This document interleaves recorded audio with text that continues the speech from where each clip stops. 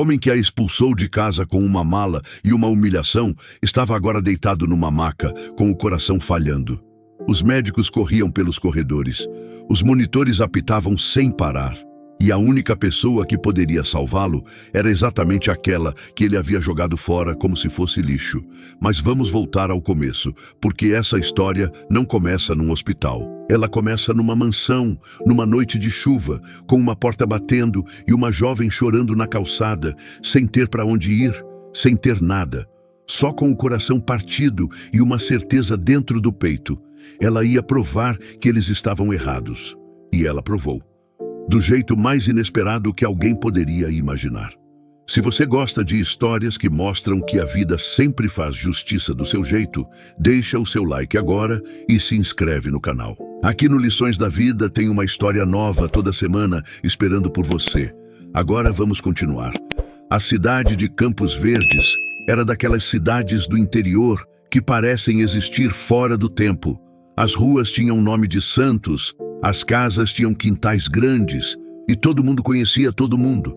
Era o tipo de lugar onde a reputação de uma família valia mais do que qualquer patrimônio registrado em cartório. E dentro dessa cidade havia famílias, mas havia a família Monteiro. Os Monteiro moravam no alto do bairro Jardim das Acácias, numa mansão de 2 andares, com jardim cuidado, portão eletrônico e um sobrenome que abria qualquer porta da cidade. Eduardo Monteiro havia herdado uma construtora do pai, dobrado o tamanho do negócio em 15 anos e se tornado o homem mais respeitado, ou talvez o mais temido, de Campos Verdes. Dependia de quem você perguntasse. Eduardo era alto, de cabelos grisalhos bem aparados, sempre de roupa social mesmo nos fins de semana. Tinha aquele tipo de postura que não se aprende na escola. É o tipo de postura que vem de anos acreditando que o mundo deve satisfações a você. E não o contrário. Ele raramente sorria nas fotos. Quando sorria, era com metade do rosto, como se a outra metade nunca tivesse aprendido. Cláudia, sua esposa, era o oposto em aparência. Elegante, bem vestida, cheirosa, com um sorriso sempre pronto para visitas e um silêncio sempre pronto para o marido. Ela havia sido criada para ser uma boa esposa e cumpria esse papel com uma dedicação que beirava o apagamento. Nos anos de casamento com Eduardo, Cláudia havia desenvolvido uma habilidade rara, a de não existir quando era inconveniente existir. E então havia Ana Clara. Ana Clara tinha chegado ao mundo numa madrugada de março, 18 anos depois do casamento dos pais. Uma filha única, não planejada, que Eduardo recebeu com menos entusiasmo do que recebia a entrega de um relatório financeiro. Ele não era cruel com a filha. Não era o tipo de pai que gritava ou batia. Era algo mais sofisticado do que isso. Era indiferente. E a indiferença, quando vem de quem deveria te amar, dói de um jeito que nenhuma palavra consegue descrever direito. Ana Clara cresceu aprendendo a ocupar pouco espaço dentro de casa. Não por timidez. Ela não era tímida. Ela era observadora. Ficava horas olhando pela janela do seu quarto para a rua lá embaixo, vendo as crianças do bairro brincarem na calçada, crianças sem mansão, sem portão eletrônico, sem sobrenome famoso, mas com algo que ela não tinha: leveza. Aos 7 anos, Ana Clara foi com a mãe a um pronto-socorro. Não por ela, mas acompanhando Cláudia, que havia levado a filha de uma empregada da casa. A menina tinha febre alta e a mãe dela, sozinha, não sabia o que fazer. No pronto-socorro, Ana Clara viu algo que ficou guardado dentro dela para sempre. A menina pobre esperou horas numa cadeira de plástico dura, chorando baixinho, enquanto outros pacientes com plano de saúde eram atendidos primeiro. Quando finalmente o médico a examinou, foi rápido, sem olhar nos olhos, sem perguntar o nome dela. Ana Clara tinha 7 anos, mas entendeu tudo. Naquela noite, deitada na cama macia do seu quarto com vista para o jardim, ela fez uma promessa para si mesma. Uma promessa silenciosa, sem testemunhas, mas tão firme quanto qualquer contrato que o pai assinava na construtora. Ela seria médica e atenderia cada paciente como se fosse o paciente mais importante do mundo. Independente do sobrenome, independente do dinheiro. Eduardo soube do sonho da filha quando ela tinha 12 anos. Estava na mesa do jantar. Um jantar silencioso como todos os outros, quando Ana Clara anunciou com a naturalidade de quem está contando o tempo lá fora: "Quero ser médica." Eduardo baixou o garfo, olhou para ela com aquela expressão que ela conhecia bem. A expressão de quem está avaliando um número numa planilha e o número não fecha. "Medicina", ele disse. Não era uma pergunta, era uma constatação de algo inconveniente. "Você vai fazer administração e entrar na empresa", ele completou, como se o assunto estivesse encerrado antes de ter começado. Cláudia olhou para o prato. Ana Clara não respondeu, mas também não desistiu.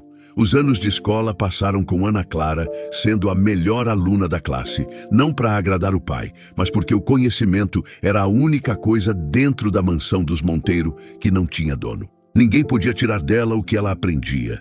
Ninguém podia confiscar uma equação, um poema decorado, uma data histórica guardada na memória. O conhecimento era seu, completamente seu. Aos 16 anos, ela começou a ir voluntariamente a um posto de saúde do bairro mais pobre da cidade. Não como médica, obviamente. Como voluntária, ajudando a organizar fichas, levando água para quem esperava, segurando a mão de idosos que tinham medo de agulha. Eduardo nunca soube. Cláudia sabia e fingia não saber que era a mesma coisa.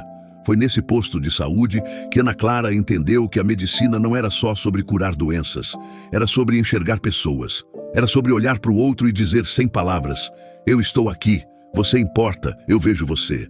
Era sobre fazer o oposto do que Eduardo Monteiro fazia a vida inteira. Quando chegou a hora da faculdade, Ana Clara passou no vestibular de medicina de uma universidade federal na capital. Não precisou de cursinho particular pago pelo pai. Estudou sozinha, com livros da biblioteca pública, com videoaulas no computador velho do quarto. Eduardo ficou em silêncio quando soube da aprovação. Não parabenizou, não abraçou. Apenas disse que ela poderia ir, mas que a mesada seria cortada pela metade, porque medicina era escolha dela, não da família. Ana Clara foi. Com a metade da mesada, um quarto alugado dividido com mais 2 colegas, e um coração que pela primeira vez em 20 anos batia no ritmo certo. E foi na capital que tudo mudou, de um jeito que ela não esperava, de um jeito que nenhum de nós espera quando a vida resolve embaralhar todas as cartas de uma vez. Foi numa tarde de quinta-feira, na fila do bandejão universitário, que ela viu Lucas pela primeira vez. Ele estava na frente dela, tentando equilibrar uma bandeja que estava prestes a cair, com um sorriso no canto da boca de quem acha graça da própria desajeitamento. Ela segurou a bandeja antes que caísse. Ele virou. E aquele sorriso que estava no canto passou a ocupar o rosto inteiro.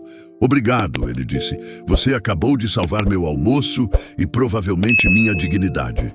Ela riu. E aquela risada simples, espontânea, foi a primeira coisa completamente leve que aconteceu dentro dela desde que se lembrava. Lucas Ferreira tinha 22 anos, era filho de um padeiro de uma cidade pequena a 200 quilômetros da capital e havia chegado até ali na raça. Bolsa do governo, trabalho de meio período numa gráfica, aluguel dividido com 4 pessoas num apartamento que cheirava a mofo e tinha uma janela que não fechava direito. Ele cursava engenharia civil, dormia pouco, comia o que dava e tinha uma qualidade que Ana Clara reconheceu de imediato, porque era a mesma qualidade que ela buscava em si mesma todos os dias. Ele não se queixava, não porque a vida era fácil, mas porque ele havia decidido, em algum momento que ela ainda iria descobrir, que a energia gasta em lamento era a energia que ele preferia gastar em solução. Eles começaram a se encontrar na biblioteca, depois no bandejão, depois nas praças da cidade nos fins de semana, quando nenhum dos dois tinha dinheiro para nada, além de um sorvete de R$ 2 e horas de conversa. Ana Clara não havia planejado se apaixonar.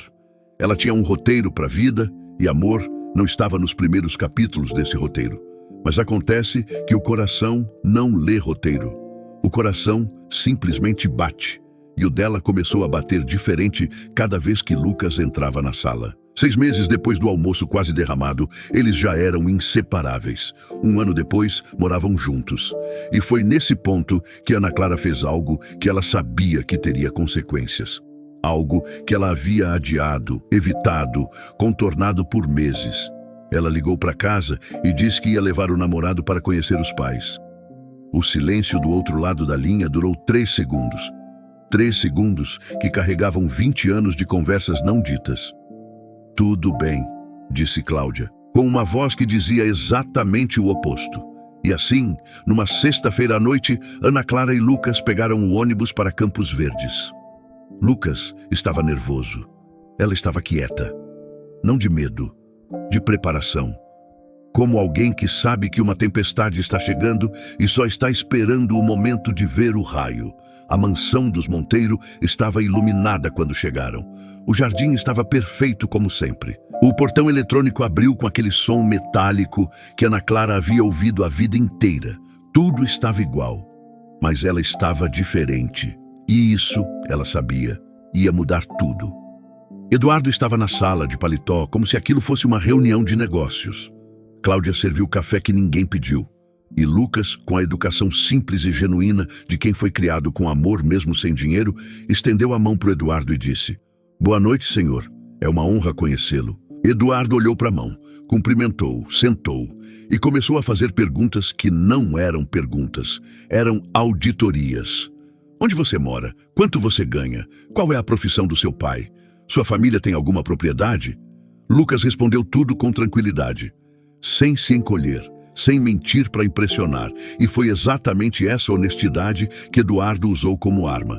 Porque Eduardo Monteiro não gritava, não xingava. Ele sorria levemente e destruía com palavras precisas, como quem sabe exatamente onde apertar para doer mais.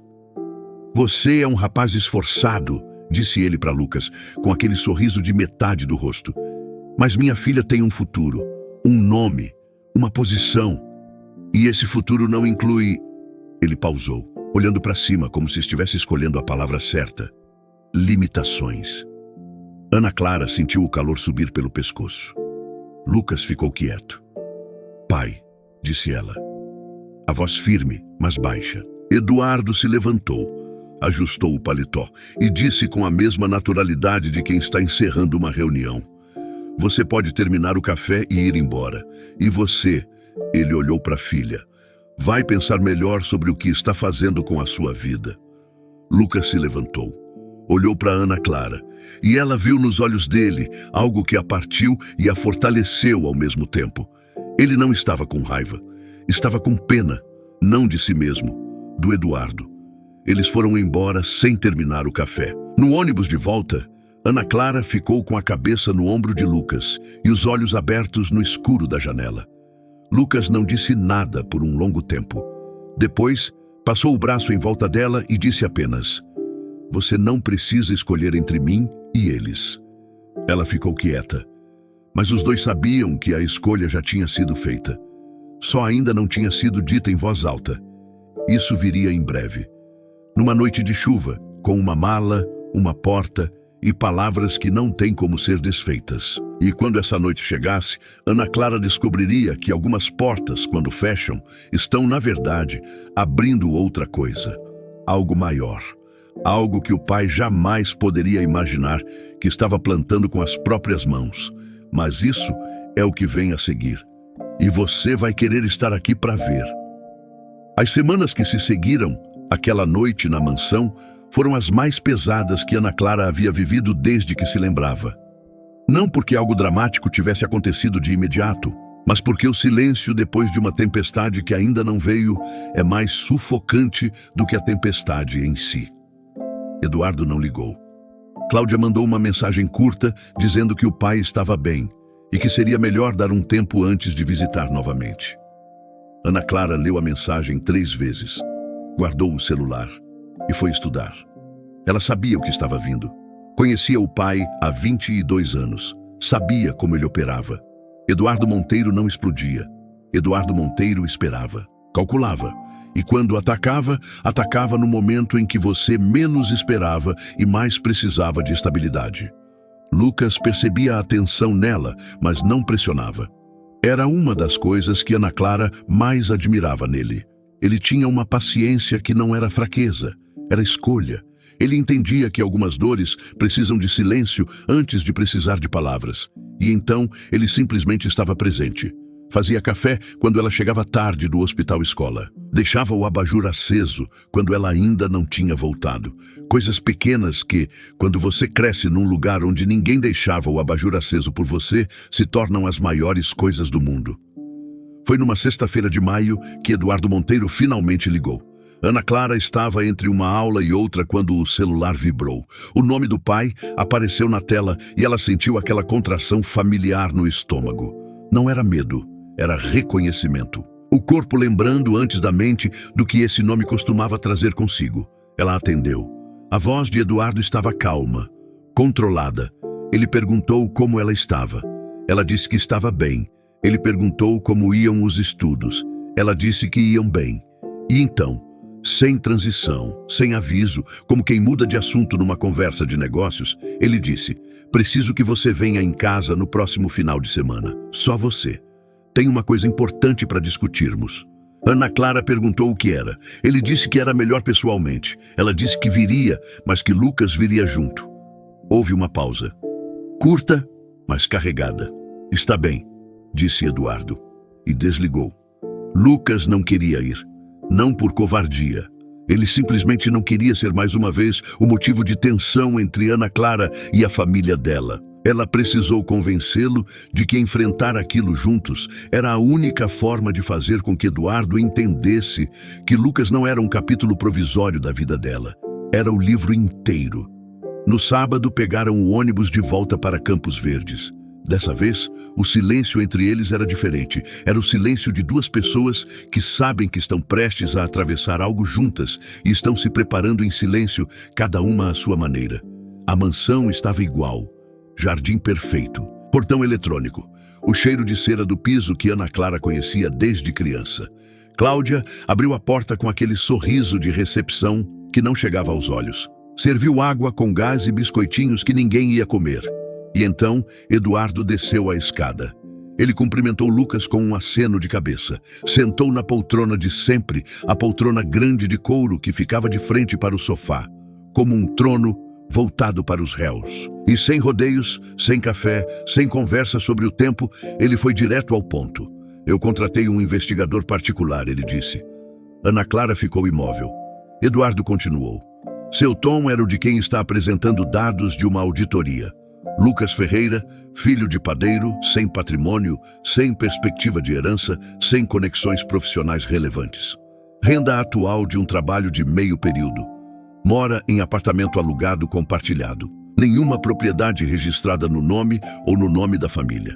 Lucas ficou quieto, com a coluna ereta, sem desviar o olhar do Eduardo.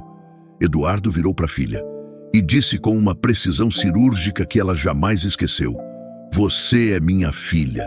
Tem um sobrenome que vale mais do que esse rapaz vai ganhar na vida inteira. Eu não trabalhei 40 anos para ver esse nome ser diluído numa mistura sem futuro.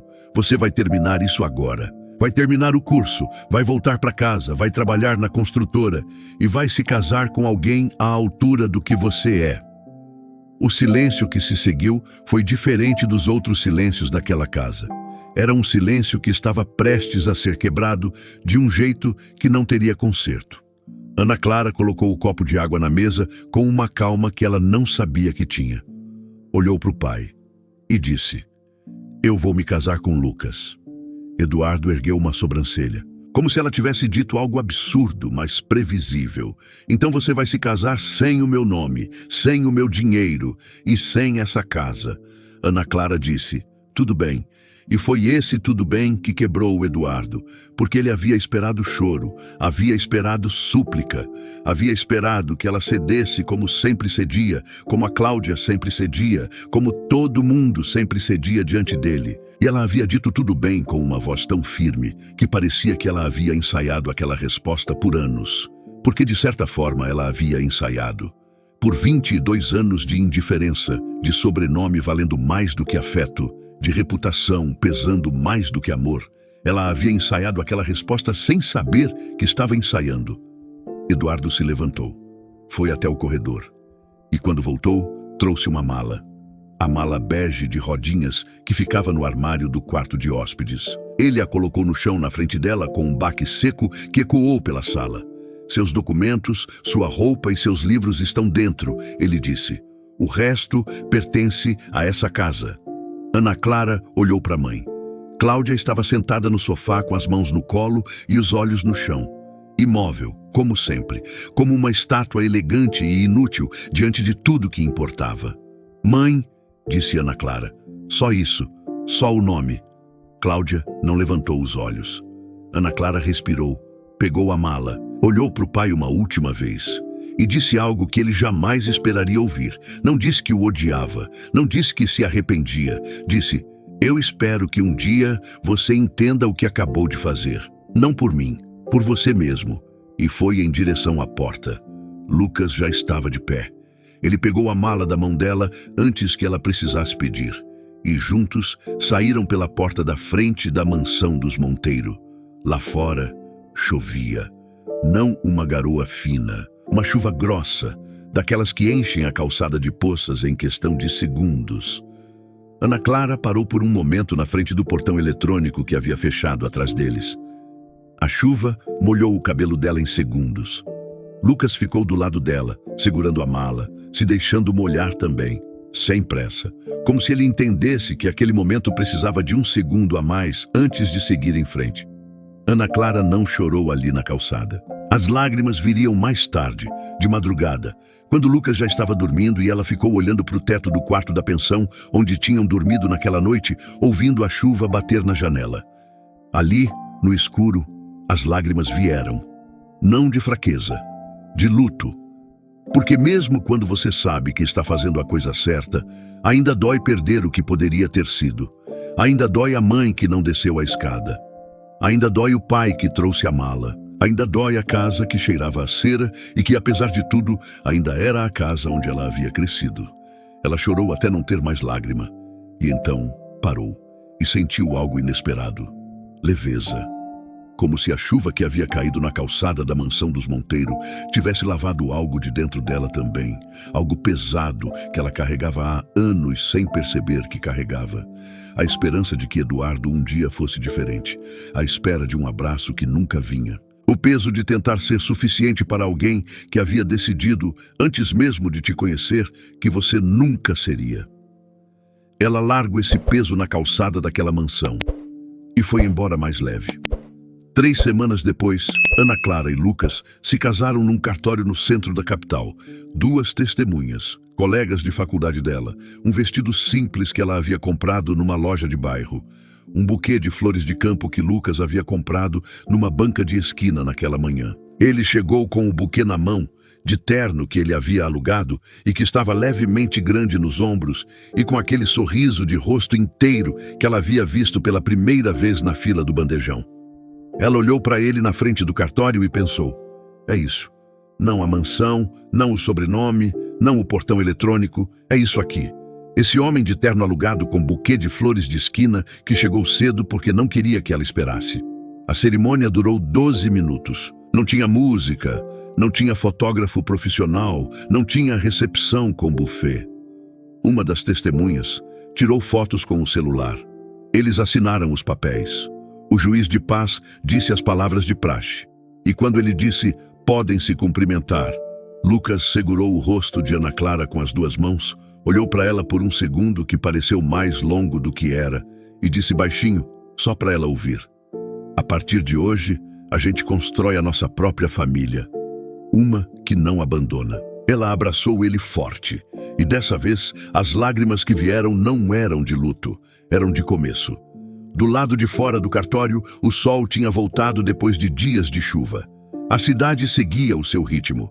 As pessoas passavam sem saber que ali, na saída de um cartório simples do centro, 2 pessoas haviam acabado de plantar uma semente que demoraria anos para crescer, mas que quando crescesse, cresceria alta o suficiente para ser vista de muito longe, inclusive da janela de uma mansão no alto do Jardim das Acácias. Mas isso, Eduardo Monteiro ainda não sabia.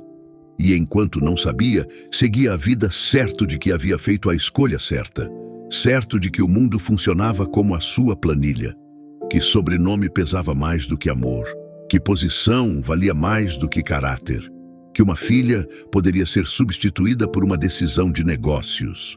Ele estava errado, mas levaria anos para descobrir. E quando descobrisse, seria num lugar que ele jamais imaginaria, numa situação que ele jamais teria escolhido, com a vida nas mãos de exatamente a pessoa que ele havia colocado para fora de casa numa noite de chuva. A vida tem uma paciência que a gente não tem. Ela espera, ela guarda, e na hora certa, ela cobra.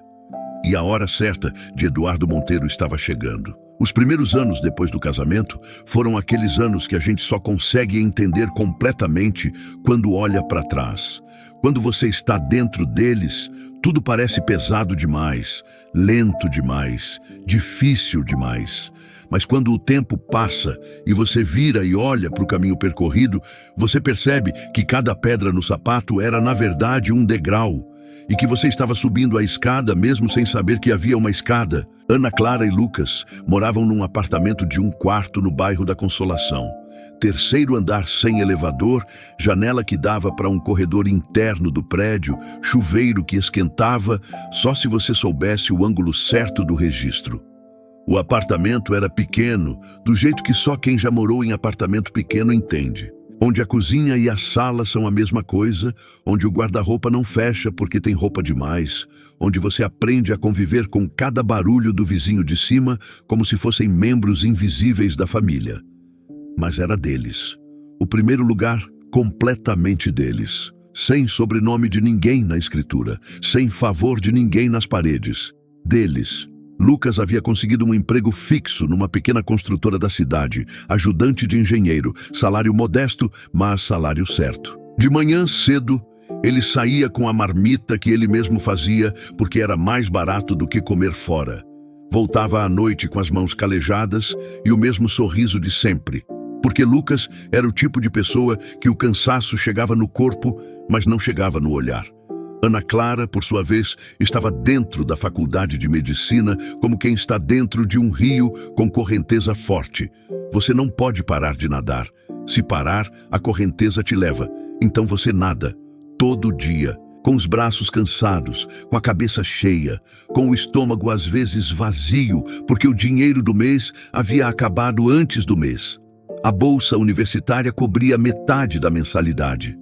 A outra metade vinha do salário de Lucas, mais um bico que Ana Clara fazia 2 finais de semana por mês, dando aulas particulares de biologia para alunos do ensino médio. Ela chegava nesses sábados de manhã, cansada da semana, sentava na mesa da sala do apartamento de alguma família de classe média e por 3 horas explicava mitose, meiose, cadeia alimentar, com uma paciência e uma clareza que os alunos elogiavam sempre. As mães desses alunos costumavam oferecer café e às vezes um prato de comida. Ana Clara nunca recusava. Não por falta de vergonha, por falta de jantar. Havia um período específico do 2º ano de faculdade que Ana Clara chamava internamente de o semestre do limite. Foi quando as disciplinas ficaram mais pesadas, o bico diminuiu porque um dos alunos havia trocado de professor e o chuveiro do apartamento finalmente desistiu de vez. E eles ficaram 3 semanas tomando banho com água fria enquanto juntavam dinheiro para o concerto. Numa quinta-feira desse semestre, Ana Clara chegou em casa às 11 da noite depois de um plantão no hospital escola. Ela havia ficado de pé desde as 6 da manhã. Havia assistido a uma cirurgia de emergência que durou 4 horas. Havia estudado no intervalo do almoço porque a prova de farmacologia era na semana seguinte. E havia descoberto naquela tarde que a bolsa de estudos sofreria um corte no semestre seguinte por uma mudança na política da universidade. Ela entrou no apartamento, colocou a mochila no chão, sentou na cadeira da cozinha e ficou olhando para a parede. Não chorou de imediato. Ficou só olhando. Como quem está fazendo uma conta difícil dentro da cabeça e os números não fecham, não importa quantas vezes você refaça a operação.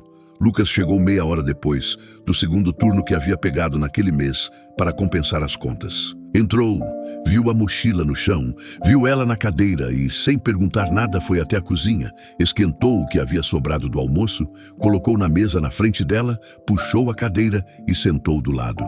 "Come primeiro", ele disse. Ela foi comer e ali, com o garfo na mão, na frente de um prato de arroz com feijão requentado, num apartamento pequeno com chuveiro quebrado, ela começou a chorar. Não o choro contido de quem tenta esconder, O choro que sai do fundo do peito quando o corpo decide que não aguenta mais guardar. Lucas não disse que ia ficar tudo bem. Ele não era desse tipo. Ele não gostava de prometer o que não podia garantir. Em vez disso, ele disse algo que ela carregou consigo pelos anos seguintes, como se fosse um amuleto. Ele disse: "Você é a pessoa mais forte que eu já conheci. Não porque você não chora, mas porque você chora e no dia seguinte levanta e vai assim mesmo." Ela comeu o arroz com feijão, dormiu, e no dia seguinte levantou e foi. O terceiro ano foi mais estável. Lucas havia sido promovido na construtora. Ana Clara havia garantido uma monitoria remunerada na universidade que complementava a renda. O chuveiro havia sido finalmente consertado. Coisas pequenas, mas quando você vê de onde eles vinham, coisas pequenas têm peso de conquista. Foi no terceiro ano também que Ana Clara teve a primeira vez que colocou a mão num paciente de verdade.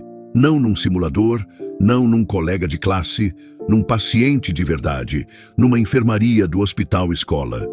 Era um senhor de 73 anos, internado com complicações cardíacas. Ela deveria apenas medir a pressão e anotar no prontuário. Quando ela chegou com o esfigmomanômetro, o senhor estava com os olhos abertos, olhando para o teto, com aquela expressão que as pessoas têm quando estão acordadas, mas estão em algum lugar que não é o quarto onde estão. Ana Clara colocou o aparelho no braço dele com cuidado, e ele virou o rosto e disse: "Você é nova aqui?" Ela disse que sim. Ele disse: "Tem medo?" Ela pensou por um segundo e disse a verdade: "Um pouco." E ele sorriu, um sorriso cansado, mas genuíno, e disse: "Bom, médico que não tem medo não respeita a vida." Ela nunca esqueceu isso. Nos anos seguintes, cada vez que entrava num centro cirúrgico, cada vez que segurava um bisturi, cada vez que precisava tomar uma decisão rápida com alguém aberto na mesa, ela ouvia aquela voz de senhor de 73 anos, dizendo: "Médico que não tem medo não respeita a vida." E o medo deixava de ser fraqueza e virava atenção. Deixava de ser obstáculo e virava cuidado. O quarto ano trouxe a residência parcial. O quinto, os primeiros plantões noturnos sozinha. O sexto, a formatura. A formatura de Ana Clara aconteceu numa sexta-feira de novembro, num auditório da universidade que comportava 500 pessoas. Os formandos chegaram de beca e capelo, com aquele sorriso de quem passou 6 anos prometendo para si mesmo que chegaria naquele momento e finalmente acreditando que chegou. Ana Clara havia mandado um convite para a mansão dos Monteiro, não por expectativa, por dever. Ela havia prometido a si mesma que faria o que era correto da parte dela, independente do que o outro lado fizesse. O convite foi enviado. A resposta não veio. Lucas estava na terceira fileira do auditório, de terno escuro, que dessa vez era dele, comprado 3 semanas antes numa liquidação, e que cabia perfeitamente nos ombros. Ele havia chegado 1 hora antes para garantir lugar com boa visibilidade. Havia levado uma câmera emprestada do colega de trabalho e havia comprado um buquê de rosas vermelhas que segurava com as 2 mãos como se fosse algo precioso que não podia deixar cair. Quando Ana Clara cruzou o palco e recebeu o diploma, o auditório aplaudiu. Ela apertou a mão do reitor, virou para o público e procurou Lucas com os olhos antes de qualquer outra coisa. Ele estava de pé, aplaudindo, com o buquê ainda na mão e com aquele sorriso de rosto inteiro que ela havia visto pela primeira vez numa fila de bandejão universitário muitos anos atrás. O mesmo sorriso, intacto, como se os anos difíceis não tivessem conseguido arranhar nem a superfície dele. Ela desceu do palco e foi direto até ele. Ele entregou o buquê e disse: "Doutora Ana Clara, finalmente." Ela abraçou ele por tanto tempo que as pessoas ao redor já haviam voltado aos seus grupos e eles ainda estavam ali, abraçados no corredor do auditório, sem pressa nenhuma. Naquela noite jantaram num restaurante que era mais caro do que eles costumavam frequentar. Um presente que Lucas havia guardado em segredo por meses, pagando em parcelas no cartão sem ela saber. O garçom trouxe o cardápio e Ana Clara ficou em silêncio por um momento, lendo os preços, e Lucas disse: "Hoje você pede o que quiser. Hoje é diferente." E era diferente. Era o primeiro dia do resto de uma vida que ela havia construído com as próprias mãos, tijolo por tijolo, noite por noite, lágrima por lágrima. Mas a formatura era só o começo. Porque em medicina você se forma, e aí começa de verdade. A residência médica é onde a teoria encontra a realidade, e as duas disputam espaço num corredor de hospital às 3 da manhã. Ana Clara havia passado para a residência em cardiologia no hospital público mais importante da região. Não foi uma escolha aleatória. Ela havia se preparado especificamente para aquela vaga por 2 anos. Cardiologia havia se tornado não apenas sua especialidade de escolha, mas quase uma obsessão intelectual. O coração humano a fascinava de um jeito que ela tinha dificuldade de explicar em palavras. Era o órgão mais simples e mais complexo ao mesmo tempo. Simples no mecanismo, complexo nas consequências. Um músculo que bate 100.000 vezes por dia sem que você precise pedir. E que quando para, leva tudo junto. A residência durou 3 anos. 3 anos que foram os mais intensos da sua vida até então. Plantões de 36 horas. Decisões tomadas em segundos que afetavam décadas. Pacientes que chegavam e você fazia tudo, e ainda assim não era suficiente. Pacientes que chegavam e você fazia tudo, e eles saíam andando e te davam um sorriso de obrigado que valia mais do que qualquer salário. Ela chorou pela primeira vez quando perdeu um paciente no 2º mês de residência. Um homem de 52 anos, infarto extenso, chegou tarde demais. Ela havia ficado com ele por 4 horas, tentando de tudo que sabia e algumas coisas que estava aprendendo ali mesmo, naquele momento. Quando o monitor fez aquele som longo e contínuo que todo mundo teme ouvir, ela saiu da sala, foi até o banheiro, sentou no chão de costas para a parede e ficou ali por 10 minutos. O médico supervisor bateu na porta depois e disse: "Você chorou?" Ela disse que sim. Ele disse: "Bom, continua chorando quando perder. O dia que você parar de chorar, você virou máquina. E máquina não salva ninguém."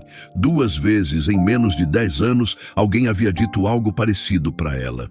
Primeiro o senhor de 73 anos, agora o supervisor. Como se o universo estivesse fazendo questão de repetir o recado até que ela gravasse bem fundo. A vulnerabilidade é o que te mantém humana. E é a humanidade que faz de você uma médica de verdade. Ela gravou. No último ano da residência, Ana Clara foi selecionada para um estágio de 3 meses num centro cardiológico de referência em São Paulo. Lucas a levou ao aeroporto com a mesma calma de sempre. Abraçou ela na fila do embarque e disse: "Vai, aprende tudo o que puder. E me liga quando pousar." Ela ligou quando pousou. Ligou todo dia durante os 3 meses. Voltou com um caderno inteiro de anotações, 2 artigos científicos publicados com seu nome entre os autores e um convite formal para integrar a equipe de cardiologia do hospital quando terminasse a residência.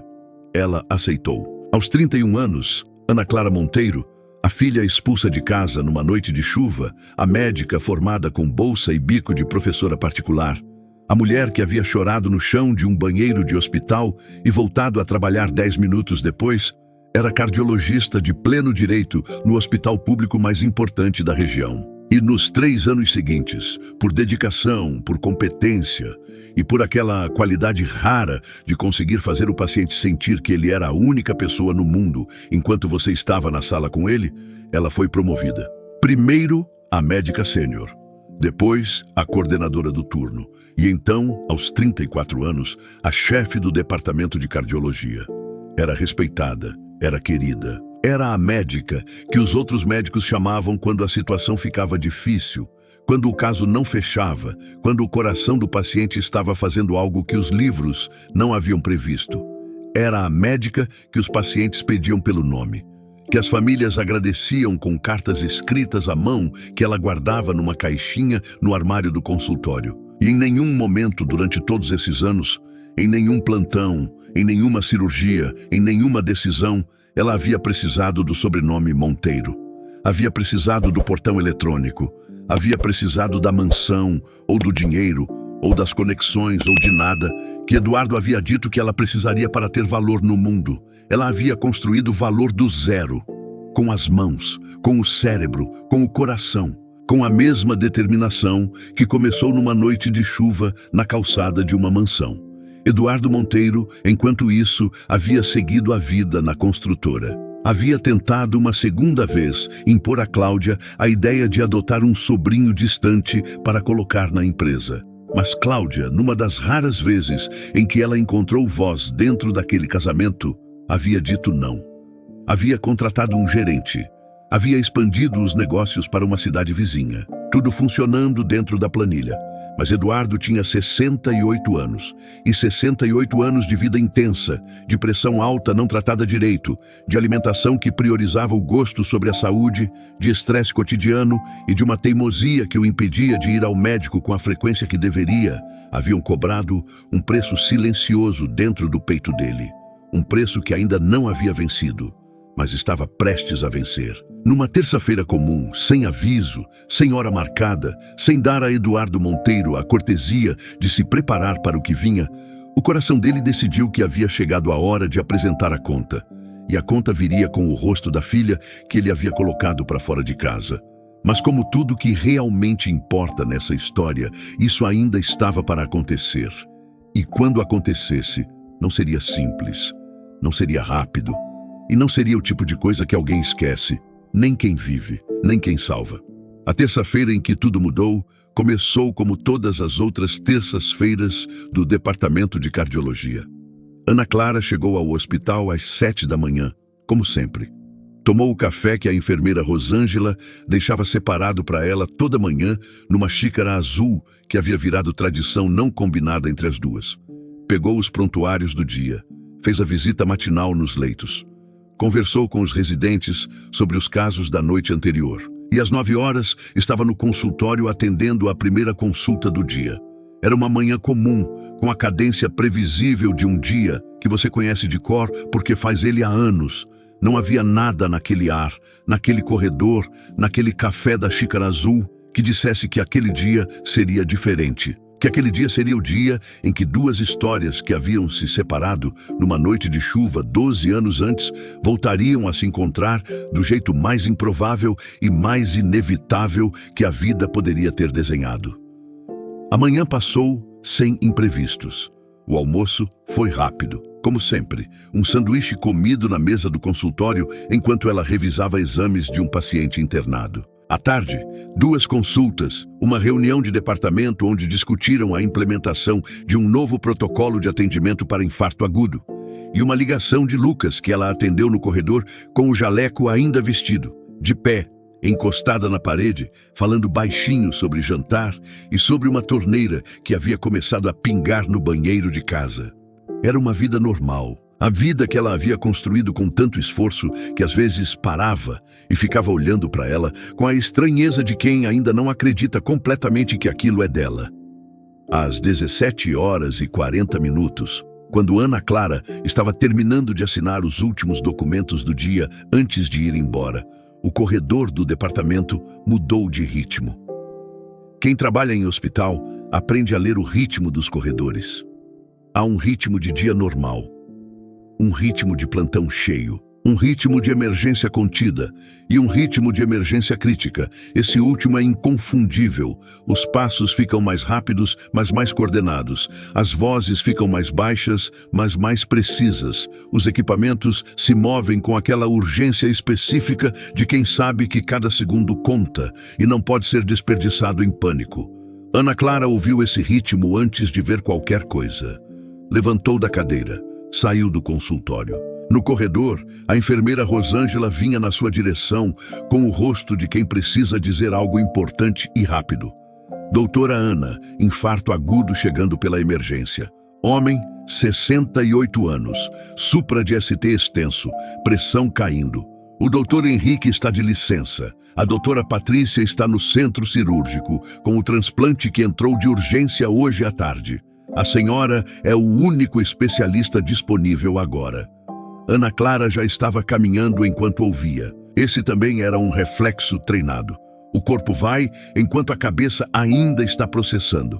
Ela jogou o jaleco sobre os ombros, chamou o residente que estava mais próximo, pediu que o centro de hemodinâmica fosse avisado e entrou na rampa que levava à emergência com aquela passada longa e firme, que seus residentes conheciam como o sinal de que o modo de trabalho havia ativado completamente. A maca chegou pela porta lateral da emergência ao mesmo tempo que ela chegou pelo corredor interno. Aqueles dois movimentos convergindo no mesmo ponto, como se o hospital inteiro tivesse coreografado aquele encontro sem avisar nenhum dos dois. Ana Clara olhou para a maca e parou. Não foi um tropeço, não foi uma hesitação visível para os outros. Foi uma fração de segundo, menor do que um batimento cardíaco, em que o cérebro dela processou o que os olhos estavam mandando e o corpo inteiro precisou de um instante para decidir o que fazer com essa informação. O homem deitado na maca tinha cabelos completamente brancos agora. O rosto havia ganho sulcos que não estavam lá da última vez que ela havia olhado para ele. As mãos que ela reconhecia, as mãos que ela havia visto assinar contratos, ajustar paletós, trazer malas, estavam conectadas a um oxímetro que apitava com uma frequência que ela sabia que significava perigo real e imediato. Mas o anel estava lá. O anel de ouro maciço com o brasão da família Monteiro, que Eduardo nunca havia tirado do dedo em 40 anos de casamento. Esse anel, ela o havia olhado incontáveis vezes na infância, nas jantares silenciosos, nas raras vezes em que ele havia posto a mão no ombro dela de passagem, na noite em que ele havia colocado a mala no chão da sala. Era o pai. A enfermeira do lado da maca estava dizendo alguma coisa sobre os sinais vitais. O residente que havia vindo com ela estava anotando. Os técnicos posicionavam os equipamentos.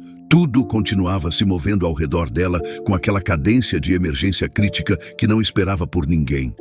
Doutora Ana, a voz de Rosângela, discreta, com a pergunta que não era uma pergunta, mas um toque de volta.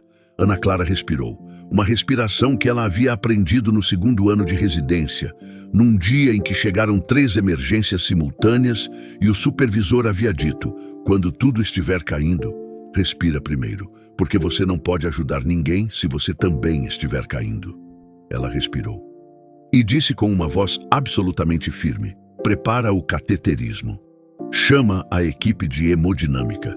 Preciso de acesso venoso agora e dos últimos exames que tiver aqui. Vamos.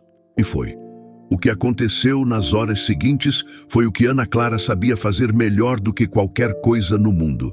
Ela trabalhou, com a precisão que 12 anos de dedicação absoluta à medicina haviam construído dentro dela, com a atenção que o medo transformado em cuidado produzia em cada decisão, com as mãos que não tremiam, porque as mãos de um cirurgião não podem tremer, e as delas nunca tremiam, nem nos casos mais difíceis, nem nos momentos em que o coração de quem estava na mesa era o coração do pai que a havia expulsado de casa.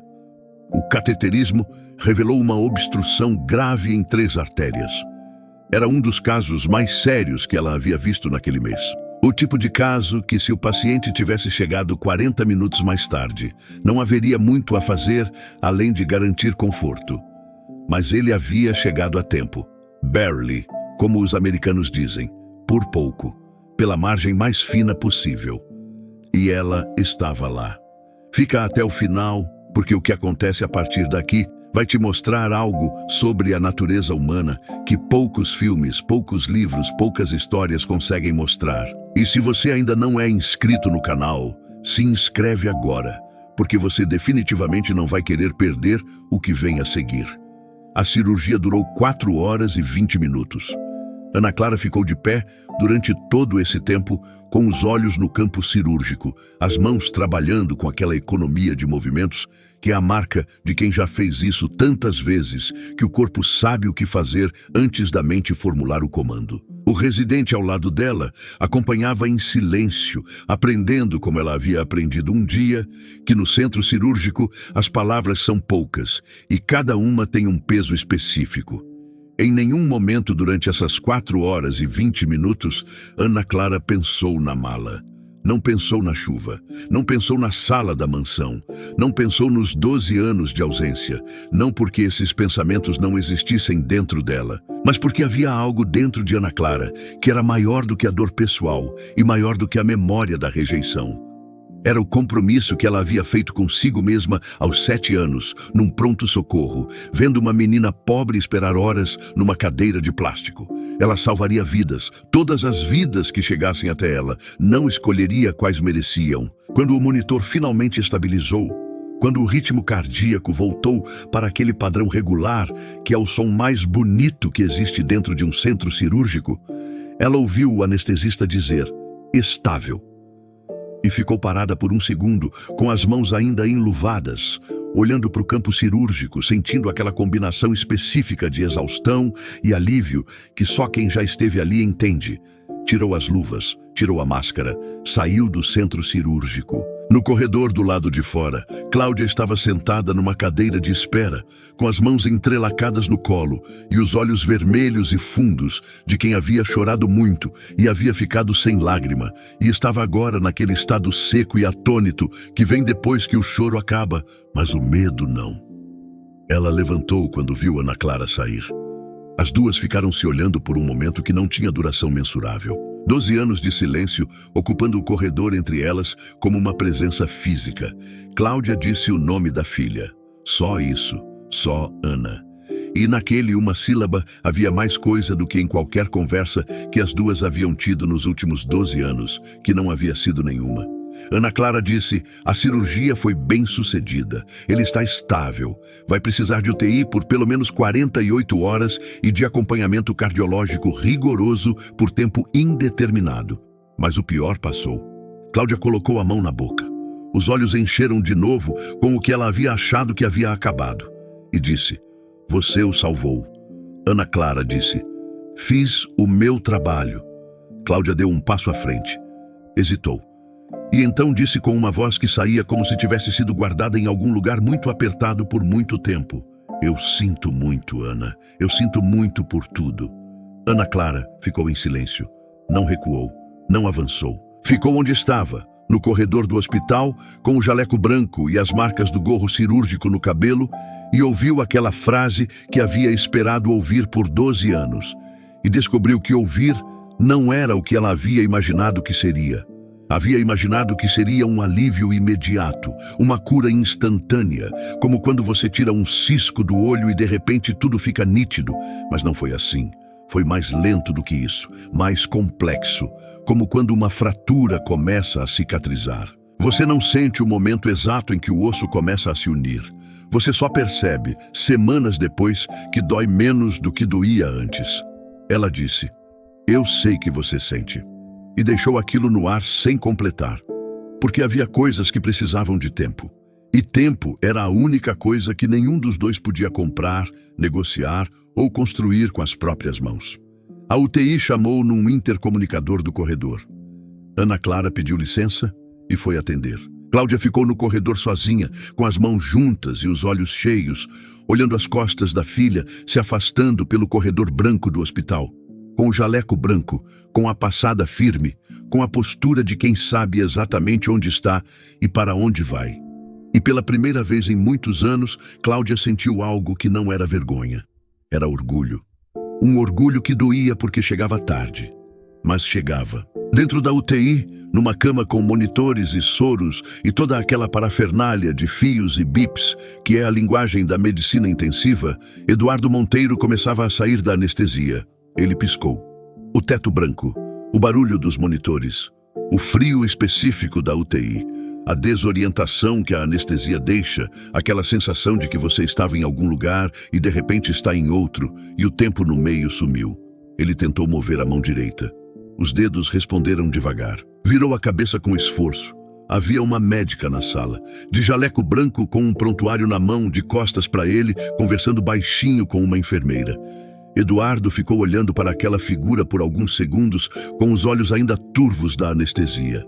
Havia algo familiar naquela postura, nos ombros, na inclinação da cabeça, em alguma coisa que não era exatamente visual, mas que o corpo reconhece antes dos olhos terminarem de focar. A médica terminou de falar com a enfermeira. e virou. Eduardo olhou para o rosto dela, e o que aconteceu dentro dele naquele momento, nenhuma máquina no hospital era capaz de medir. Os olhos de Eduardo Monteiro demoraram alguns segundos para completar o foco. A anestesia ainda estava saindo do corpo dele como uma névoa que vai se dissipando devagar, deixando o mundo aparecer em camadas. Primeiro as formas, depois as cores, depois os detalhes, e então o rosto. O rosto da médica. Ele conhecia aquele rosto. Havia conhecido desde o primeiro dia em que aquele rosto havia existido no mundo. Havia visto aquele rosto crescer dentro da sua própria casa por 22 anos. E havia escolhido, numa noite de chuva, deixar aquele rosto ir embora com uma mala e uma porta batendo. Ana, ele disse. A voz saiu rouca, fraca, raspando a garganta ressecada pela intubação cirúrgica. Uma voz que não era a voz de Eduardo Monteiro, o empresário, o patriarca, o homem de paletó, que conduzia reuniões e tomava decisões e achava que o mundo era uma planilha onde ele controlava todas as variáveis. Era a voz de um homem de 68 anos, deitado numa cama de UTI, que havia acabado de abrir os olhos e visto a filha que havia expulsado de casa em pé, na frente dele, com um jaleco branco e um prontuário na mão. Ana Clara fechou o prontuário, se aproximou da cama com passos medidos e ficou de pé ao lado dele com aquela postura que ela havia desenvolvido ao longo dos anos. A postura de médica que está presente, que está atenta, que está ali completamente, mas que mantém a serenidade que o paciente precisa ver para não entrar em pânico. Você está na UTI do hospital, ela disse. Você teve um infarto agudo, com obstrução em 3 artérias. Fizemos um cateterismo e o procedimento foi bem sucedido. Seus sinais vitais estão estabilizando. Você vai precisar ficar aqui por pelo menos 48 horas antes de avaliarmos a transferência para o quarto. Eduardo ficou em silêncio por um momento, processando não apenas as informações médicas, processando o conjunto inteiro daquele momento, o lugar onde estava, a pessoa que estava falando com ele, o que aquilo significava. Foi você, ele disse. Não era uma pergunta. Sim, ela respondeu. Outro silêncio. Os monitores fazendo aquele bip regular, que era a prova sonora de que o coração dele continuava batendo. Um coração que havia sido costurado de volta à função por mãos que ele havia mandado embora. Por quê? Ele disse. A voz ainda rouca. Os olhos fixos no teto agora, como se olhar para ela de frente fosse difícil demais naquele momento. Ana Clara respondeu sem hesitar. Não porque a resposta era simples, mas porque ela havia vivido com essa resposta dentro dela por tempo suficiente para que ela tivesse se tornado parte de quem ela era. É o que eu faço. Cuido de quem precisa. Não escolho quem merece chegar até mim. Eduardo fechou os olhos. E por um momento, ela achou que ele havia dormido, que a sedação ainda estava pesando sobre ele. Mas então viu que os olhos fechados estavam se contraindo levemente nas bordas. Aquela contração específica de quem está tentando segurar algo que não quer soltar na frente de ninguém. Eduardo Monteiro estava chorando. Não o choro aberto e descontrolado. O pior tipo de choro.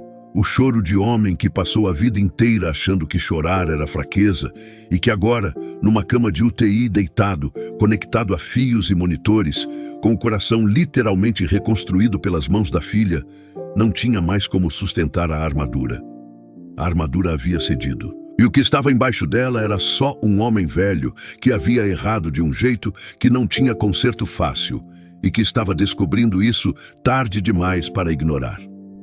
Ana, ele disse de novo, com uma voz que agora era diferente, que não era a voz do empresário nem a voz do paciente. Era uma voz que ela não havia ouvido antes vindo dele. Era a voz de um pai, talvez pela primeira vez. Ela esperou. Ele disse, eu errei. 3 palavras, simples, diretas, sem adorno. As 3 palavras mais difíceis que Eduardo Monteiro havia dito em 68 anos de vida.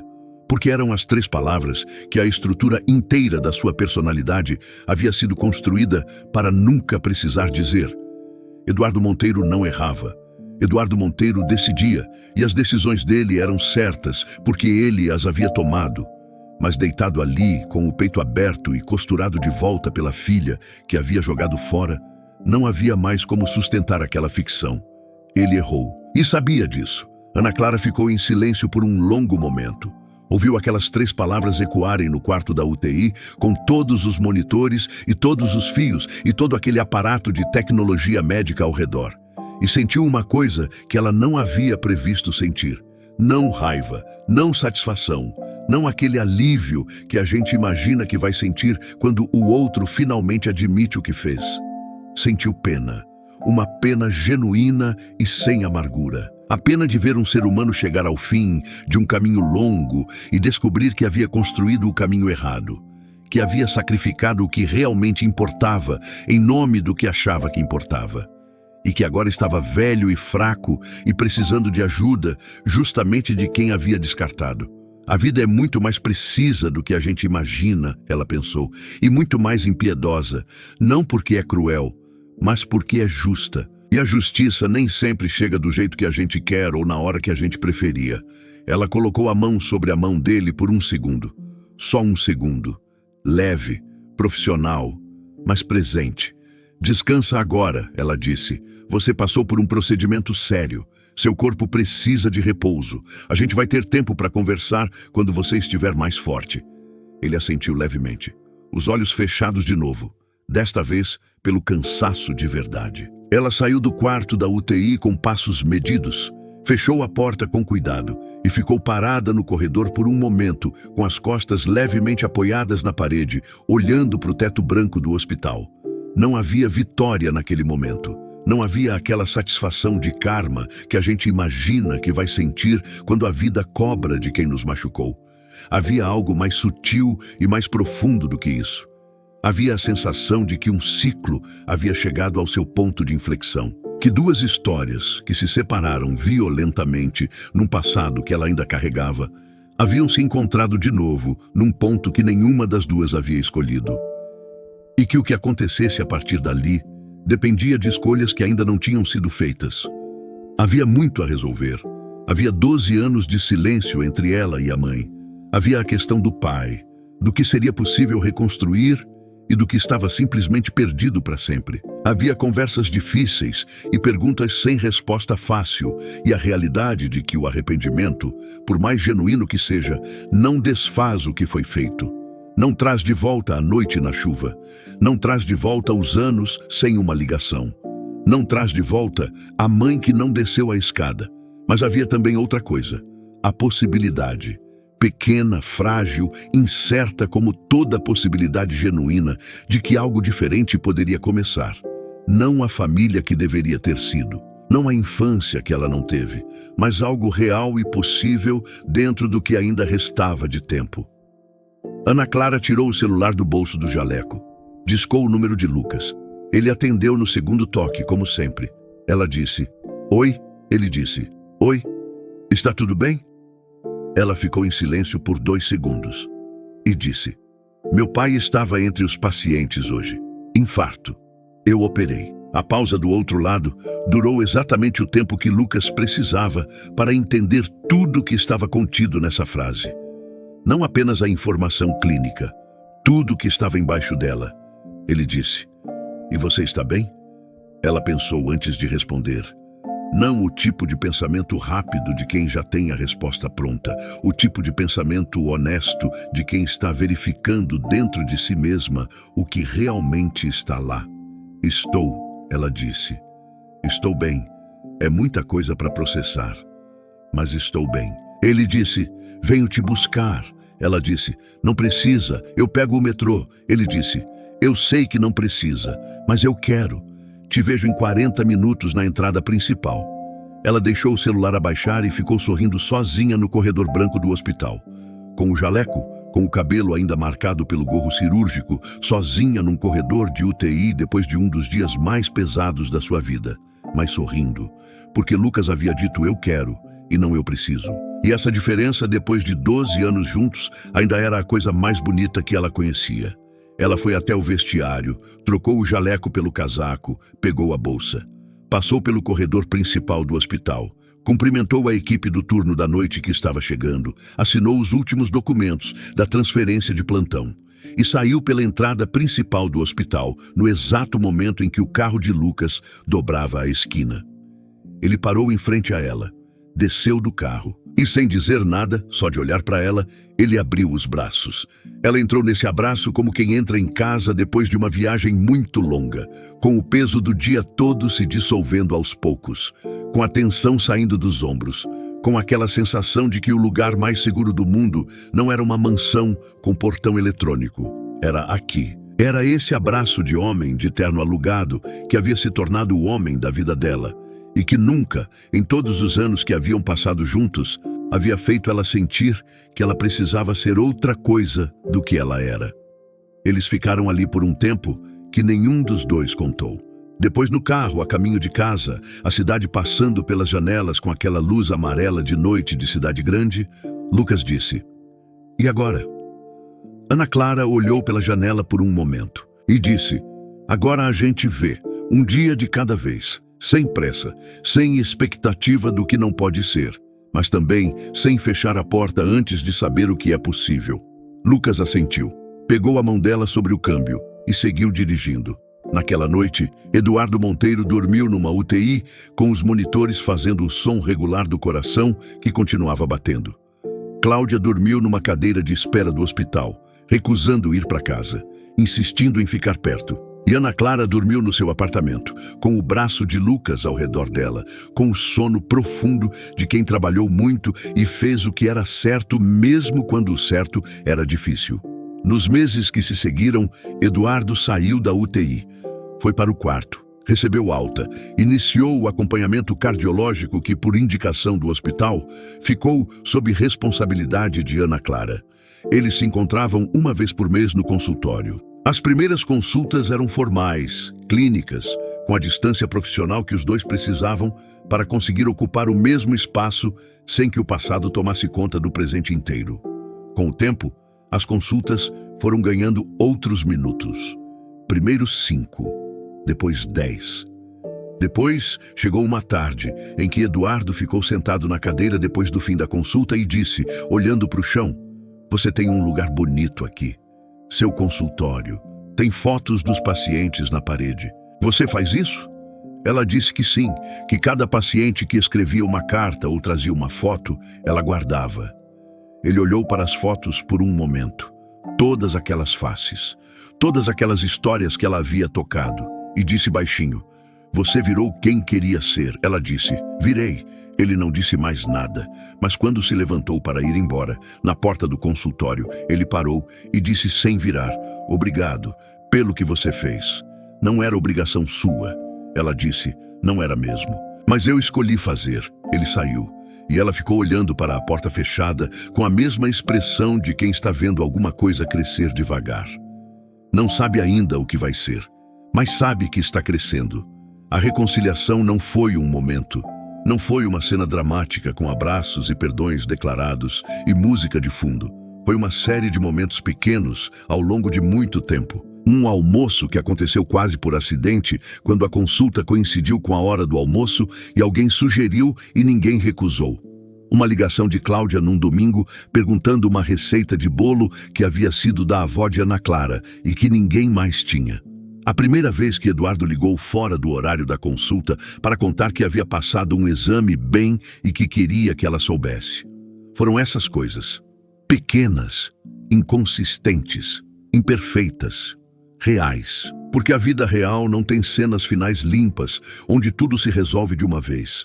A vida real é feita de escolhas repetidas todos os dias. A escolha de ligar ou não ligar, de abrir ou não abrir a porta, de dar um passo em direção ao outro, sabendo que o outro pode não dar o passo de volta. Ana Clara escolheu dar alguns passos, não todos de uma vez, não sem cuidado, mas alguns. E descobriu que algumas portas, quando você as abre com calma e sem pressa, revelam cômodos que você não sabia que estavam lá.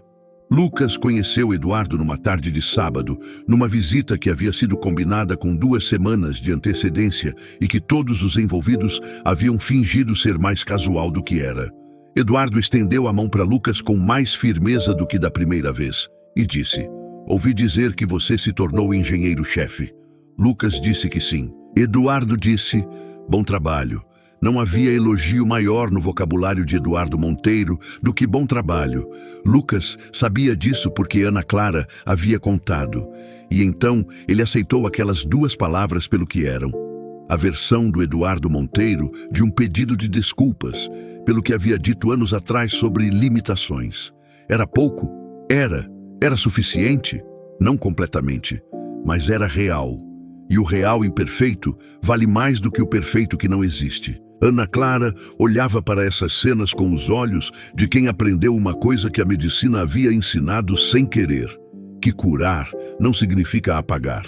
Significa conviver com a cicatriz sem deixar que a cicatriz defina o que você pode ou não pode fazer a partir dali.